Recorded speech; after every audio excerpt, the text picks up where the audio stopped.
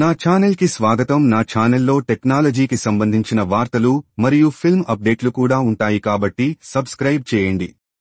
Qualcomm April 2న చైనాలో కొత్త Snapdragon chipset ను విడుదల చేయనున్నట్లు ప్రకటించింది. అమెరికాకు చెందిన చిప్ మేకర్ వివరాలను వెల్లడించినప్పటికీ ఇది స్నాప్డ్రాగన్ 8S Gen 3 యొక్క వారసుడిగా ఊహించబడింది. ఇది స్నాప్డ్రాగన్ 8S Gen 4 లేదా స్నాప్డ్రాగన్ 8S Elite అనే మారు పేరుతో రావచ్చు.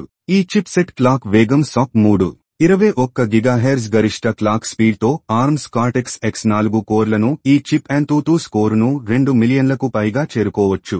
స్నాప్డ్రాగన్ 8 Elite ANTUTU స్కోరును 2.7 మిలియన్లుగా కలిగి ఉండగా దాని ముందున్న చిప్ అయిన స్నాప్డ్రాగన్ 8S Gen 3 స్కోరు 1.4 మిలియన్లుగా నివేదించబడింది.